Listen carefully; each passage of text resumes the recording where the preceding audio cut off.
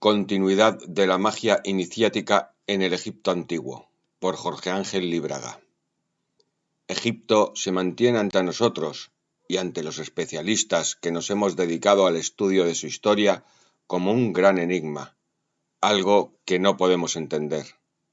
Tenemos que buscar, entonces, no solamente con nuestra mente racional, sino también en otras vías, el motivo de su extensa continuidad como civilización. Egipto se va a proyectar a través de los primeros maestros iniciáticos hasta Grecia, llegando hasta su siglo de oro, de donde van a saltar al Imperio Romano sus elementos a través de todos los pueblos que se ponen en contacto con el imperio, van a llegar por medio de alquimistas y astrólogos hasta nuestros días. Hay un hecho francamente curioso que yo he visto varias veces. Cuando uno va al Louvre, al British Museum o al Metropolitan, se encuentra con un turismo masivo que marcha detrás de un guía, y mientras éste va mostrando las obras de arte, las personas hablan, conversan entre ellas, se preguntan cosas. Pero de golpe deja de oírse ese murmullo. El guía ya no explica prácticamente nada y la gente camina en silencio. Mira, observa, es que han llegado a la sala egipcia. Incluso en el Museo del Cairo se puede ver cómo entra la gente turísticamente, y a medida que se van internando, se ven esas grandes moles, esos ojos extraños que les miran desde las maderas, esos metales raros, van bajando la voz, van callando y van penetrando en un sendero de misterio y enigma donde se preguntan a sí mismos qué es lo que están viendo.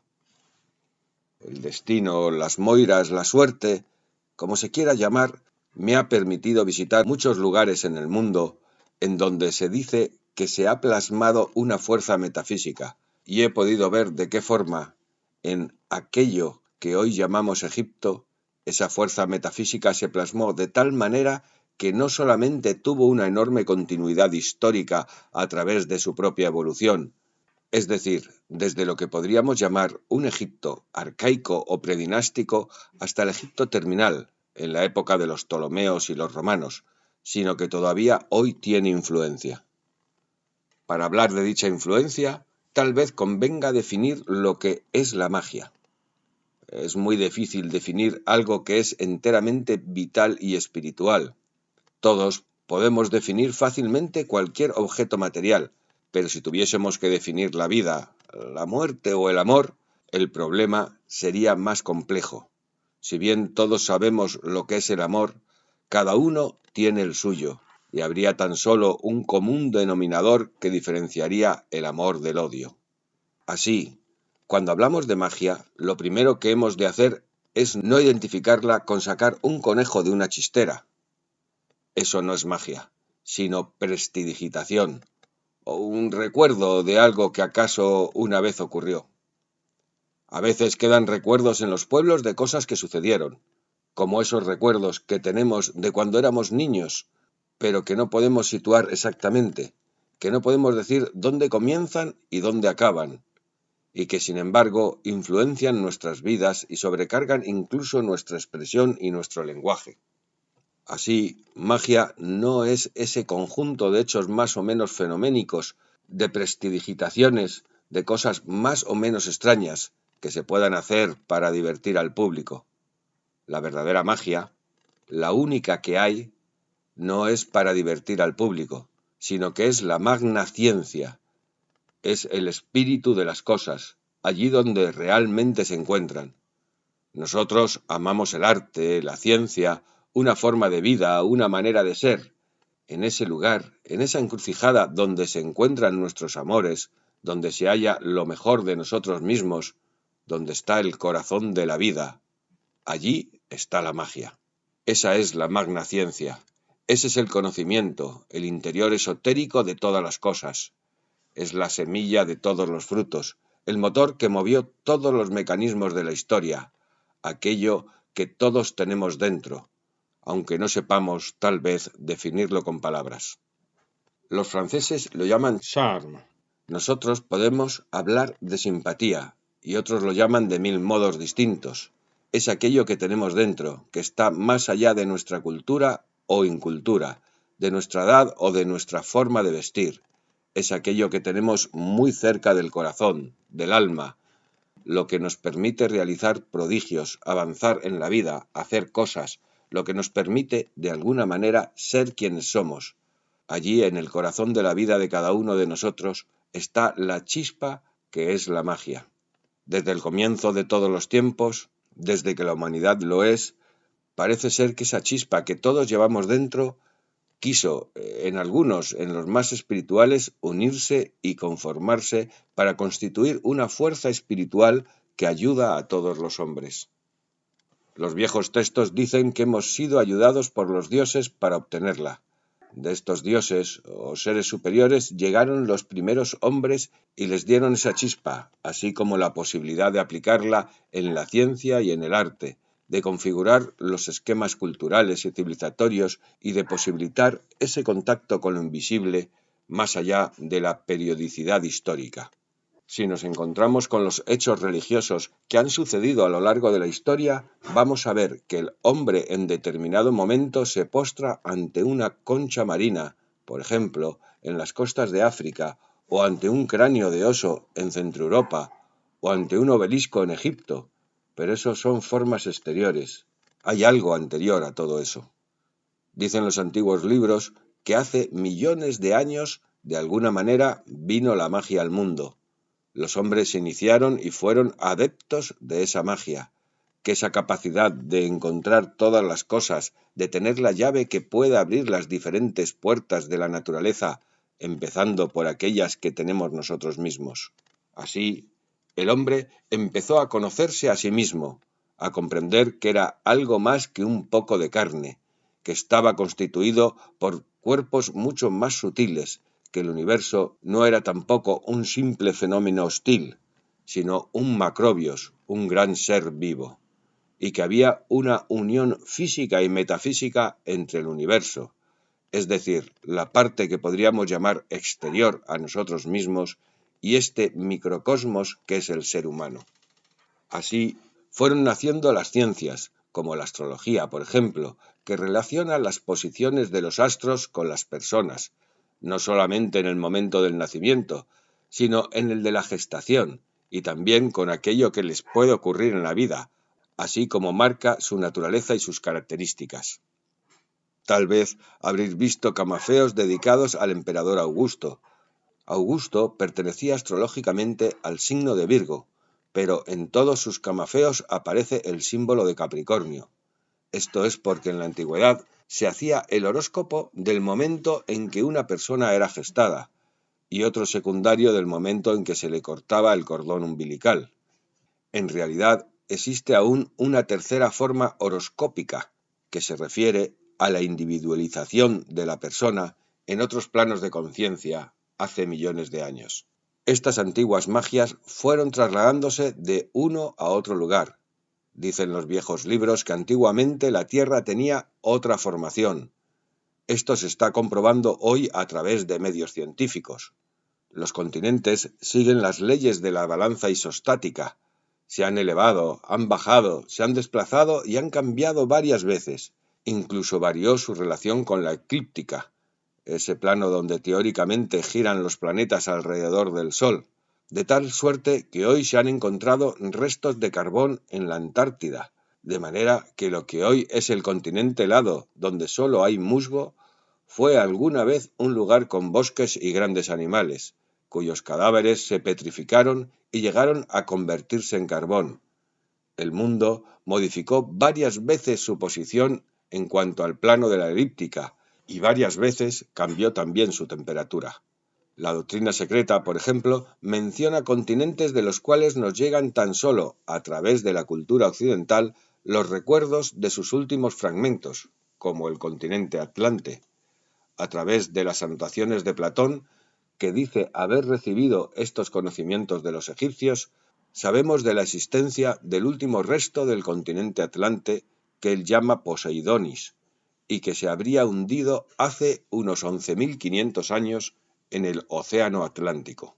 Las comisiones científicas francesas lograron detectar desde el año 50 una serie de elementos en medio del Océano Atlántico que demuestran la anterior existencia de un continente. Se han encontrado, por ejemplo, restos de lava que se petrificaron en contacto con el aire, y también pequeños restos de peces de agua dulce debajo del mar. Así pues, hoy día la existencia de la Atlántida como continente está demostrada. Lo que no está demostrado científicamente, bien porque no tenemos material, bien porque no sabemos interpretar el que tenemos, es que haya existido una civilización dentro del continente. Pero si aún en las pequeñas islas del Pacífico, si aún en cualquiera de los lugares del globo vamos a encontrar hombres que han poblado las tierras, tenemos que deducir, por lógica, que si hubo tan grande continente, a no muchos kilómetros de lo que hoy es América y no a muchos tampoco de lo que hoy es Europa y África, este continente tuvo que haber estado poblado también. Además, es mencionado, y con datos bastante coincidentes, tanto por los pueblos históricos de América como por los de Europa y África y aún de Asia, pues en los libros de la India aparecen con el nombre de Lanka, o sea, la gran isla. Se dice que cuando este continente desapareció, o a medida que iban desapareciendo, ya que antes del hundimiento de Poseidonis pasaron miles de años de convulsiones, durante las cuales se fue destrozando el gran continente madre, los misterios, la magia, esa magia esencial que unía la voluntad, primer rayo, con la magia ceremonial, séptimo rayo, que se plasma en la armonía de la oposición, el cuarto rayo, el de color verde, fue trasladada al viejo Egipto, que no se llamaba así, porque Egipto es una palabra que ha derivado de otra griega que significa lugar secreto, lugar de los misterios. Parece ser que Egipto, según lo que podemos percibir, se llamaba Kem, la tierra quemada, la tierra negra. Algunos dicen que esto es porque el sol quemaba la tierra, y otros porque el barro del Nilo, que es oscuro, empezó realmente a construir Kem o Egipto. Hoy se han confirmado viejas tradiciones. Sabemos que Egipto no tuvo siempre la misma conformación geográfica. Por el contrario, en su parte norte, lo que conocemos como el delta del Nilo, y a partir de la última catarata hacia el norte, Egipto se ha levantado en épocas bastante cercanas a nosotros, y lo que llamamos desierto, o Sáhara en árabe, es nada más que el fondo de un mar. Por eso se encuentran todavía en sus arenas fósiles de peces y animales marinos. Los anales esotéricos dicen que Egipto tuvo su comienzo hace unos 70.000 años, con los grupos iniciáticos que estaban en la parte sur, en los lugares donde se encuentra Luxor, Tebas, Abidos y otras ciudades, la parte de Nubia. Al norte existían algunas islas que todavía hoy se ven como tal en medio de la arena, donde se elevaron las misteriosas pirámides y la Esfinge. Los libros dicen que la Gran Pirámide contiene en su interior el cartucho de los jeroglíficos de Keops, que la datarían como mucho más moderna. Lo que no dicen normalmente los libros es el lugar donde está ese cartucho. Dicho cartucho no existe en ninguna parte de la piedra de la pirámide, sino que está en unas juntas de escayola que hay sobre las piedras que descarga de la hoy llamada Cámara del Rey. Es pues algo que puede ser bastante posterior. Además, hay otro pequeño problema, y es que tampoco dice Keops, sino Kem. Ha sido interpretado como Keops a partir de los viajes de Heródoto y otros griegos, fundamentalmente Manetón, que fueron los que nos dejaron las relaciones de lo que hoy conocemos como dinastías reales y de faraones. Así es que esta interpretación no la debemos a ningún documento egipcio, y salvo a partir del Egipto de las 9 dinastías, especialmente la 18, es muy difícil de poder constatar y aún afirmar absolutamente nada. Así pues, la vieja magia, el viejo conocimiento integral, ese conocimiento secreto, pasó a través de distintas manos hasta llegar al Egipto histórico, el que nosotros podemos conocer por lo menos relativamente.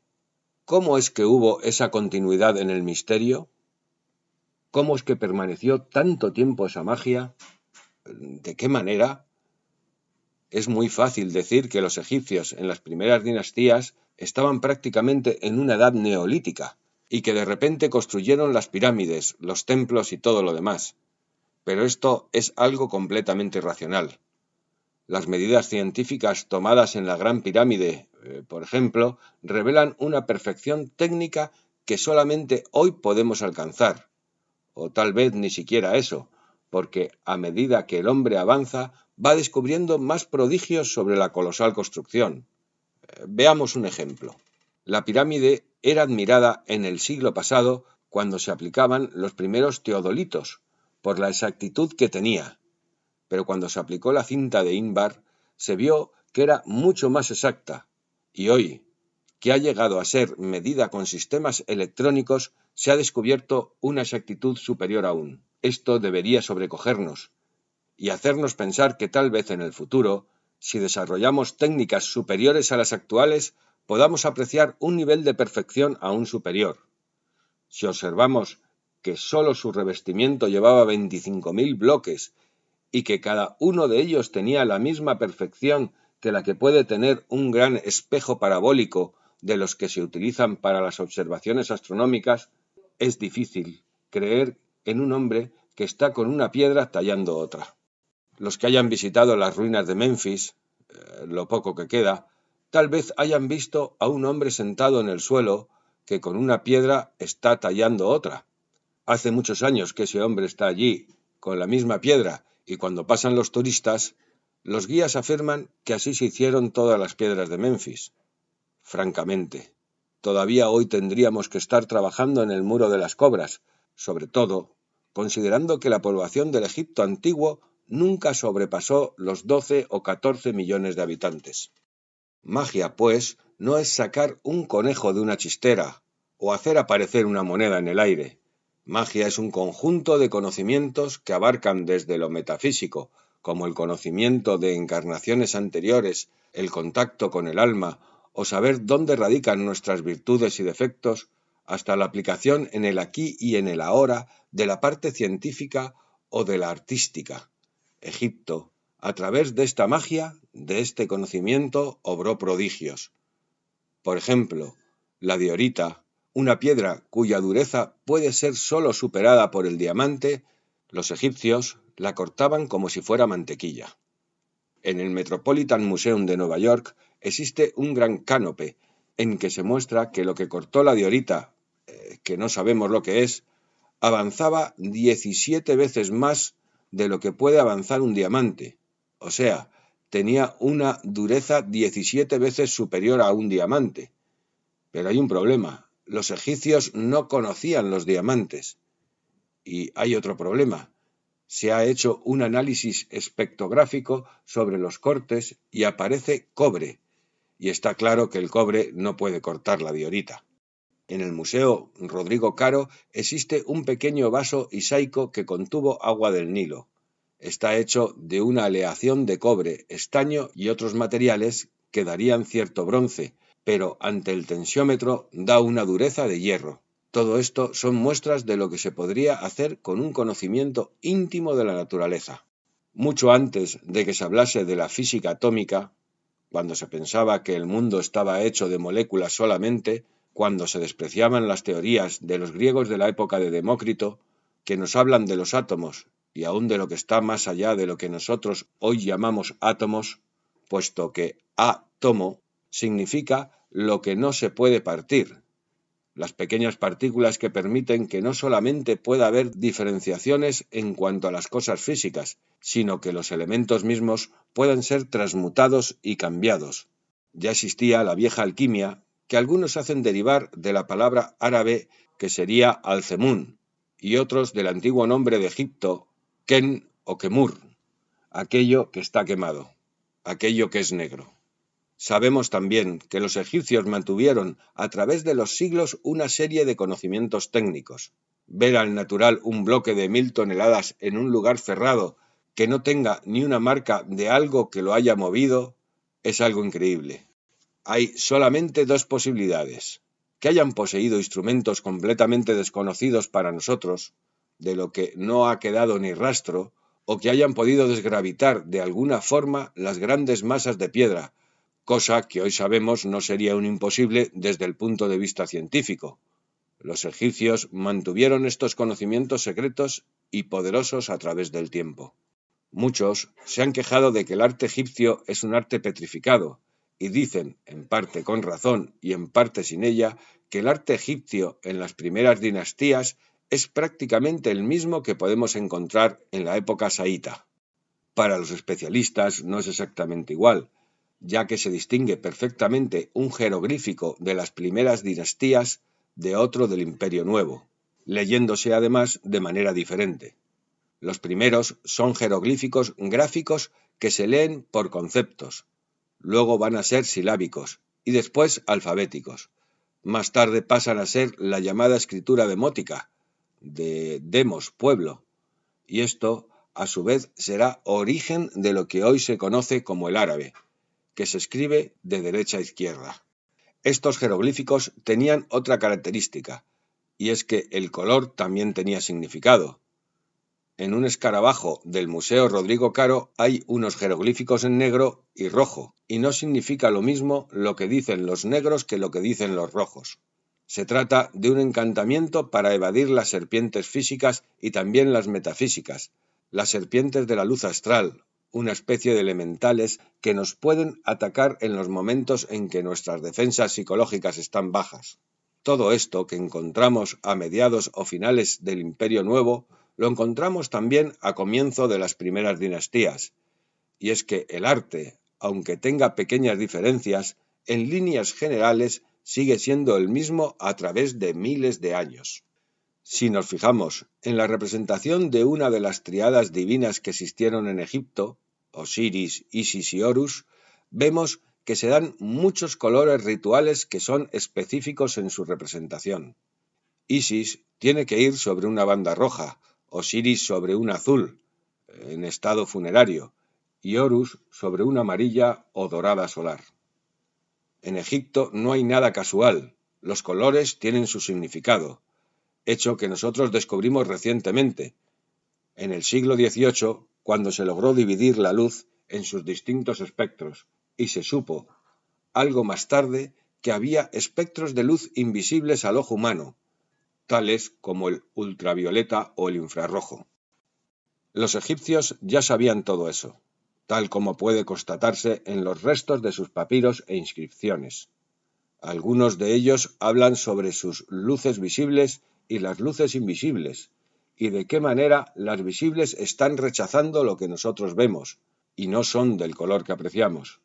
Así, si vemos una pintura de color azul, eso significa que dicha pintura retiene todos los colores menos el azul, que es el que devuelve, y ese es el que se ve.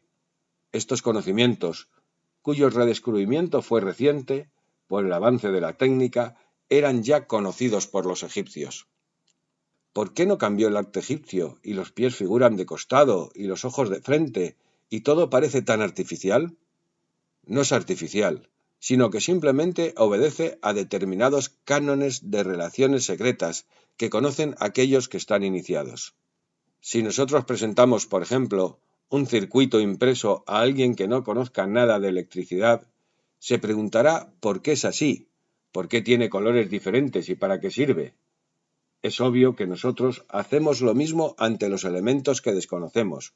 La representación pictórica egipcia es una ciencia perdida, un arte perdido, al menos públicamente. El arte y la literatura egipcia presentan variaciones sobre un mismo tema, lo que demuestra también una permanencia de lo que llamamos lo mágico, el corazón de las cosas. Esto obedece a cierta apreciación propia de los egipcios que a través de los griegos podemos recoger nosotros. Cuando llegamos a la perfección de las cosas, hay que aprovecharlas sin modificar. Por ejemplo, si alguien camina para llegar a la cima de una montaña, si cuando llega a lo más alto sigue caminando, baja. Así pues, el hombre que es inteligente, cuando llega arriba, no camina más, puede girar sobre sí mismo, pero ya no desciende. Lo que muchos se preguntan es si esta magia no tiene nada de diabólico o inmoral. ¿Por qué no es conocida por todos? Por lo mismo que hoy no son conocidos una serie de fenómenos sobre las explosiones atómicas, porque es demasiado peligroso. Utilizar la magia, poder dominar la voluntad, no solamente la propia, sino también la de los demás, traería una serie de desgracias para nosotros, provocadas por los que hicieron uso de ese gran conocimiento sin escrúpulos y de forma inmoral. Lo que ha tratado de salvar siempre el sentido mágico ha sido la posibilidad de caer en manos de hombres de mala voluntad. De ahí las pruebas de iniciación, en la que sólo los que las superan podían ser dueños, podían entrar en contacto con los elementos de la magia, que permiten, ante todo, tener un concepto de lo que es este mundo en su integridad. Lo primero que podemos hacer sobre este tema es tratar de ver qué relaciones existen entre las distintas partes del universo y nosotros mismos, qué relaciones se dan en nuestro interior y qué relaciones existen dentro del universo, y no sentirnos solos, ni angustiados, ni pensar que entre cada uno de nosotros hay una barrera, sino darnos cuenta de que formamos parte de una gran unidad, de una gran vida, de algo que está dirigido, obviamente por la voluntad de Dios, de lo que está más allá de nosotros. Poder cultivar la voluntad interior, la voluntad de ser, aquí y en cualquier parte. Decía una de las grandes iniciadas del siglo pasado, H.P. Blavatsky, que todos somos inmortales, pero que muchos, al morir, fallecen realmente, porque de alguna forma se convencen de que no son inmortales. Haría falta llegar con la humildad de los viejos viajeros, de aquellos peregrinos que iban a Santiago con los pies desnudos, y ver estas viejas figuras, estas viejas muestras de conocimiento perdido, y tratar de preguntar humildemente qué significan, qué son, qué es lo que permitió a través de miles y miles de años mantener una forma de cultura y civilización, cuando las nuestras están cambiando íntegramente con los choques generacionales y con la tecnificación que hoy nos agobia y destruye.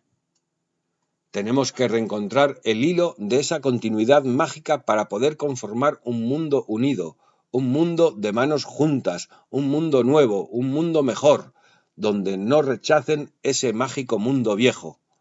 Recordemos siempre los símbolos de Osiris, el látigo y el gancho. Son las dos fuerzas de la naturaleza, la que atrae y la que rechaza. Eso no lo inventaron los egipcios, está tomado de la naturaleza. En todas las cosas hay una fuerza que rechaza y otra que atrae. Nuestro planeta da vueltas alrededor del Sol porque hay una fuerza centrípeta que atrae y una fuerza centrífuga que rechaza. Entre estas dos fuerzas está el equilibrio y la marcha. Nosotros estamos siempre entre dos fuerzas. Tratemos de entender los símbolos del antiguo Egipto. No son decorativos. En magia no hay símbolos decorativos. En la mesa ceremonial egipcia, los agujeros y distintos canales no son decorativos. No son tampoco para que corra la sangre de las víctimas. Son como el círculo impreso del que os hablaba. Son lugares para que pasen las energías. Cada energía precisa de un color, de una forma. No podemos atraer a un pez de la misma forma que a un gato o a un perro. Cada uno tiene su forma, su idioma.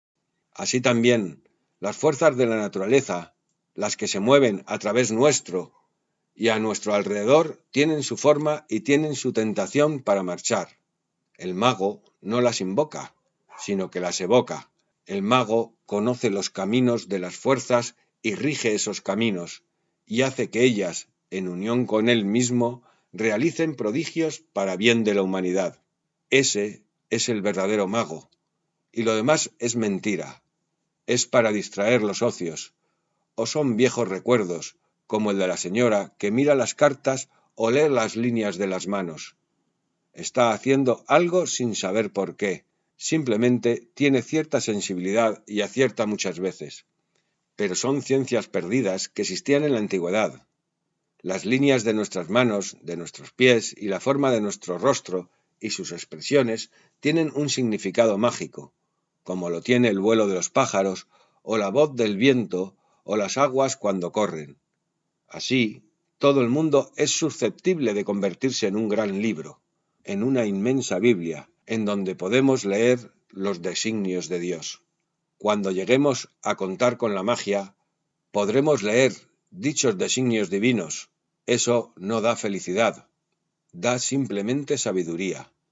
La felicidad, como dijo Pitágoras, no es una planta de la tierra.